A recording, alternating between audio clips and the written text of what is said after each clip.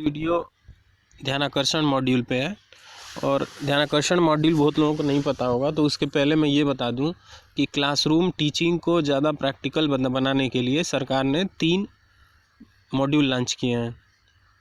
यूँ कहें कि 3 बुक्स लॉन्च किए हैं, ध्यानाकर्षण, आधारशिला और शिक्षण संग्रह। तो ध्यानाकर्षण पुस्तक जो है वो जिन बच्चों को रेमेडियल टीचिंग की ज़रूरत है या जिनका अधिगम कक्षा के अनुरूप नहीं होता है, मतलब कुछ बच्चे ऐसे होते हैं जो क्लास 5th में पढ़ रहे हैं लेकिन उनका अधिगम स्तर 3rd का भी नहीं है, तो ऐसे बच्चों के लिए किन तकनीकियों को प्रयोग करना है या उन बच्चों को कक्षा 5 के अधिगम अनुरूप लेके आने के लिए क्या क्या करना है, इस पुस्तक में लिखा हुआ है। तो ये पुस्तक जो है वो 131 पेज की है, लेकिन इसको मैंने सोचा कि 10 या 20 मिनट में समेट दिया जाए।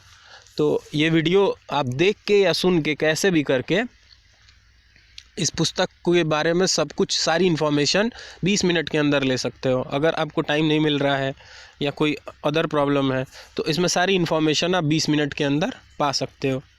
तो अपन शुरुआत करते हैं। आखिर इस बुक की आवश्यकता क्यों हुई? सबसे बड़ी बात यह है कि बहुत सारे बच्चे ऐसे होते हैं, जैसा कि मैंने बताया, उनका अधिगम स्तर जो होता है वो कक्षा के अनुरूप नहीं होता है। तो ऐसे बच्चों के लिए ध्यानाकर्षण मॉड्यूल है, रेमेडियल टीचिंग। किस क्लास के लिए ये है? तो 3 से 8 के लिए। अच्छा, इस बुक में कितने भाग हैं? 4 भाग हैं। अपन इस वीडियो में भाग 1 और भाग 2 के बारे में पढ़ेंगे। भाग 3 जो है वो टीचिंग टेक्निक्स के बारे में है कि कौन कौन सी शिक्षण तकनीकियों का प्रयोग अपन क्लास में करेंगे। और भाग 4 जो है वो एग्जाम्पल्स दिए हैं कि हमारे जो आरंभिक परीक्षण प्रपत्र या आकलन प्रपत्र बनेगा वो या क्वेश्चन पेपर वो किस टाइप का होगा, कौन कौन से विषय कवर करने हैं अपने को। तो बेसिकली अपने को हिंदी, गणित, विज्ञान और अंग्रेजी ये विषय कंप्लीट करने हैं। अगर प्राथमिक की बात करें तो प्राथमिक में विज्ञान की जगह हमारा परिवेश आ जाएगा। अच्छा, शुरू करने से पहले सबसे पहले हमको ये जानना ज़रूरी है कि लर्निंग आउटकम क्या होता है। तो किसी क्लास में जो बच्चा पढ़ रहा है तो उसको सिलेबस के अकॉर्डिंग जो कुछ भी उसके अंदर अपेक्षित दक्षताएं हैं या जो कुछ भी उस क्लास के अकॉर्डिंग, सिलेबस के अकॉर्डिंग उसके अंदर स्किल्स होनी चाहिए, उसी को अपन लर्निंग आउटकम कहते हैं।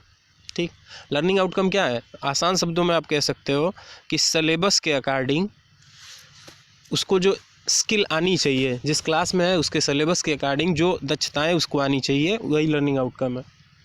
फिर एक वर्ड आता है लर्निंग गैप। लर्निंग गैप क्या है? वास्तव में बच्चे को क्या आता है और उस क्लास के हिसाब से कितना आना चाहिए, इसके बीच का अंतर जो है वही लर्निंग गैप है। हाँ, तो अब ये जो ध्यानाकर्षण मॉड्यूल है ये काम कैसे करेगा? तो इसके लिए अपने को शैक्षिक सत्र के प्रारंभ में ही आरंभिक परीक्षण करके और बच्चों के अधिगम स्तर को जानना है कि बच्चा किस लेवल पे है। तो उस लेवल पे बच्चे को चेक करने के लिए हमको एक आकलन प्रपत्र बनाना होगा। अब आकलन प्रपत्र बनाने के लिए हमको बच्चों का एक एग्ज़ाम लेना होगा। उस एग्ज़ाम में प्रश्न कैसे होंगे? तो प्रश्न में ज्ञानात्मक प्रश्न 20% लेना है, बोधात्मक प्रश्न 50% लेना है, अनुप्रयोगात्मक 20% और तर्कात्मक 10% लेना है।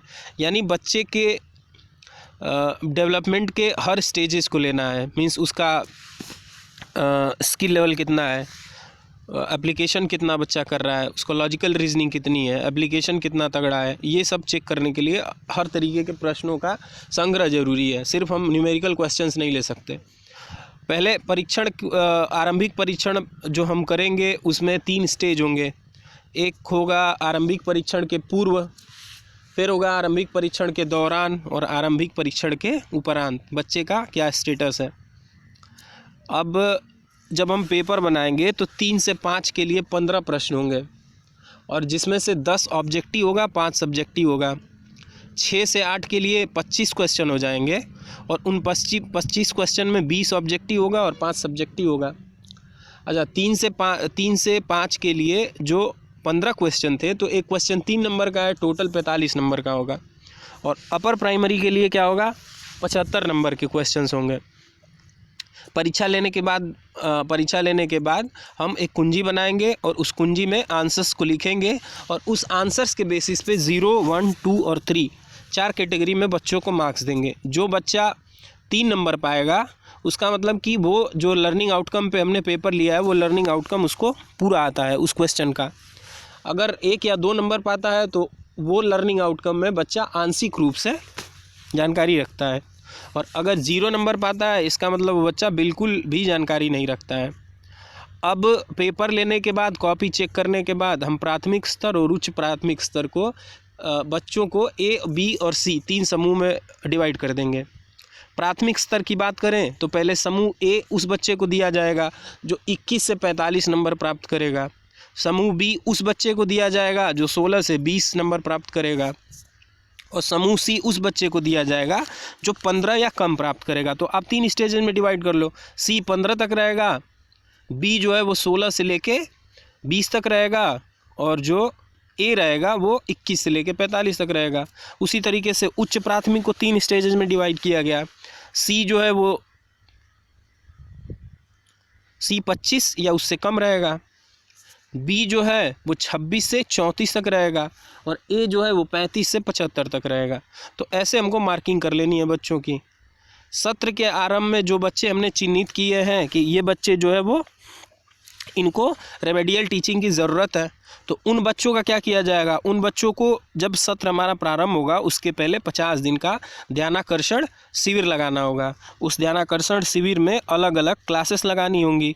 किन किन विषयों की लगानी होंगी? हिंदी की, इंग्लिश की, गणित की और विज्ञान की। सबकी क्लासेस 1-1 घंटा होगी, और टीचर्स जो होंगे वो क्लास लेने से पहले शिक्षण योजना बनाएंगे और उस शिक्षण योजना के अनुसार टीचिंग करेंगे। और फिर वही बच्चा जैसे जैसे लर्निंग आउटकम को प्राप्त करता जाएगा, आंशिक पहले नहीं प्राप्त करेगा, फिर आंशिक प्राप्त करेगा और फिर पूर्ण रूप से प्राप्त करेगा। जब वो पूर्ण रूप से प्राप्त कर लेगा तो वहाँ दिन और तारीख भी लिख देना है। तो ये अपने 2 भाग कंप्लीट हुए ध्यानाकर्षण मॉड्यूल के। अगर आपको सही लगे और आप चाहते हो कि मैं दूसरा भाग भी बनाऊं तो please do like, share and subscribe my channel and let me know in the comment section कि मुझे वीडियो बनानी है नहीं बनानी है।